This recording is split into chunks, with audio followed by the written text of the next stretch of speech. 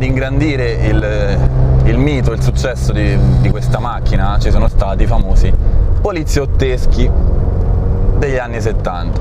In ogni film di Maurizio Merli, in ogni film di polizia e mafia di quegli anni c'erano queste macchine, e queste macchine erano protagoniste sia dal punto di vista della legge sia dal punto di vista del crimine, e da qui un altro soprannome storico di queste macchine, che era le automobili del bene e del male. In quegli anni, se ti affacciavi per strada in una delle città un po' meno tranquille d'Italia, vedevi sfrecciare queste qui sculettando a destra e a sinistra mentre inseguivano o mentre erano inseguite. Perché era la macchina da rapina? Ovviamente perché era veloce, ovviamente perché era affidabile e perché era comoda, spaziosa. Nel portabagagli ci andava 1 o 2 cadaveri, 4 porte, quindi facile per scappare da una rapina, ma allo stesso tempo era la macchina della legge anche, perché con che macchina la fermavi un'alfetta se non con un'altra alfetta? Bisogna poi considerare che all'epoca erano macchine nuove, quindi non le trattavano con i guanti come bisogna fare oggi con una macchina che ha più di 40 anni, no? All'epoca le buttavano in curva come pazzi.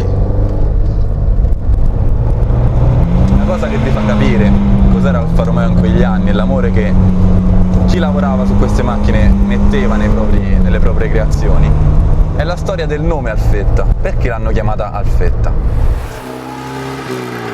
Non molti sanno che Alfetta era un vezzeggiativo, un nome tenero per chiamare le monoposto di Formula 1 da parte dei meccanici Alfa Romeo. Infatti, quando venne presentata nel 1972, l'Alfetta venne presentata al fianco di una delle 2 monoposto di Formula 1. Già il fatto che un team di meccanici e di addetti ai lavori abbia dato un soprannome a una macchina da corsa è una cosa che oggi non mi sembra che accada ancora, e a me queste cose fanno impazzire.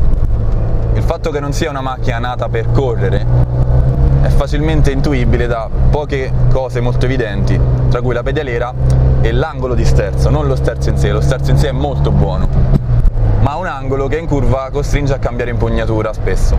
Perché? Perché giustamente è un'automobile da usare nel quotidiano. La pedaliera è distante e non è disposta in modo da poter fare puntatacco facilmente, perché non serviva a doverlo fare su questa macchina. È una guida più impostata per il comfort, che non compromette la sportività come succede oggi. Un'altra delle raffinatezze e delle avanguardie che questa macchina poteva vantare nel 72 è la regolazione dello sterzo in altezza. Quindi possiamo abbassare e alzare lo sterzo regolandolo a nostro piacimento.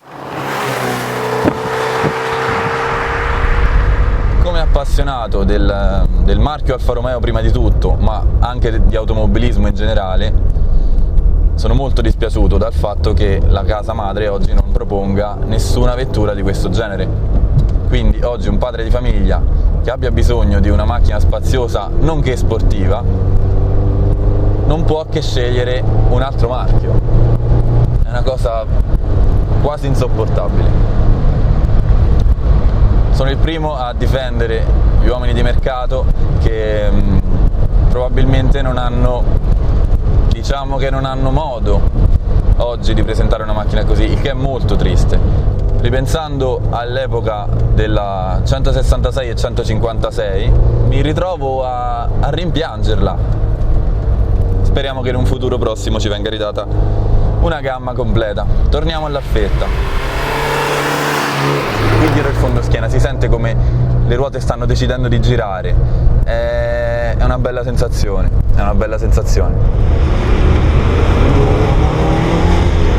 Insomma, l'Alfetta era all'avanguardia veramente su molti punti di vista, moltissimi.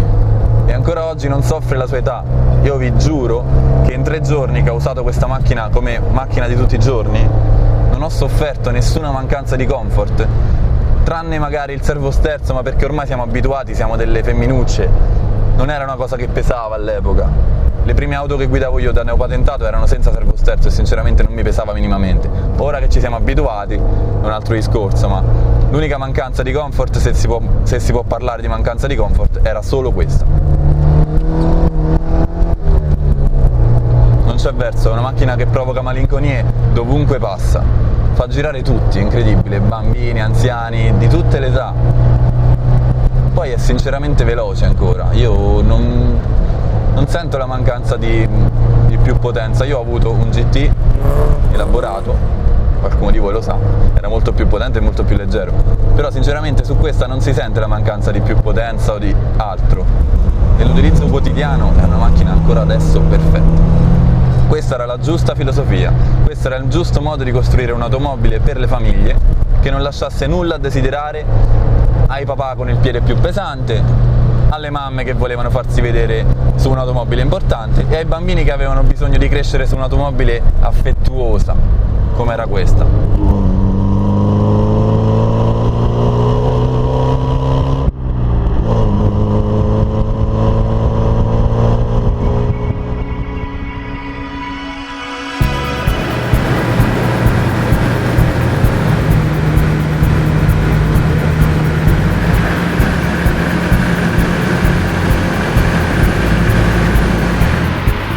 Il test è finito, è notte fonda, sono stanchissimo, mi sono perso, riperso in autostrada, è uno spettacolo, è una macchina incredibile, sono troppo contento, mi sono troppo divertito, troppo.